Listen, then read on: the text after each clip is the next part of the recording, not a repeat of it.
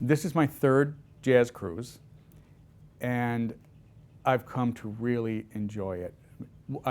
Primarily, of course, the music is very important, and it's wonderful to get a chance to meet people from all over the world with a common interest. And I remember the first year I did it, I met a gentleman who I can't remember where he was from. It may have been like South Dakota. And he told me, he said, the nearest jazz club to me is 184 miles. He said, I can't go all the time, especially in the winter. He said, so I got a computer and I watch things on the computer, YouTube and of classic videos. He said, and then once a year, I come on this cruise and I get it 24/7. And he said, that's like my jazz fix for the year. He says, I might go to the nearest club once, but it involves a 4 or 5 hour drive and a hotel. And he said, and the music might not be that good. So he said, on the jazz cruise, I always find something that I like.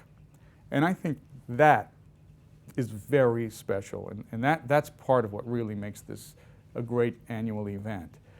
The other part of it, of course, personally, it's wonderful to get a chance to see guys that I never see who live in Los Angeles. I live in New York, and to run into them and catch up. Once in a while we see each other at an airport lounge or something, but for the most part, we don't cross paths that much, and certainly other bass players. I mean, where are you going to get on a boat and be able to hang out with John Clayton and Christian McBride and Steve Gilmore and on and on and on, and other instrumentalists as well. I think that part of it's great, and to have that week of basically living and breathing music, that hasn't happened since college.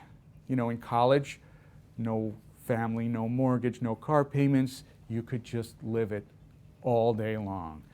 And here, that kind of happens. I mean, you wake up in the morning and they're playing Frank Sinatra and then Cannonball Adderley, and then you go out with your coffee and you have a chat with Phil Woods, and then you go to your room and turn on the TV and it's Frank Sinatra, A Man and His Music, and then you go catch a wonderful jazz trio, and then get a little sunshine, which of course is not so bad either. It's better to be here than chipping ice off of my windshield in New York City right now. So it's just a great week of good times with friends and meeting interesting people. It's very special.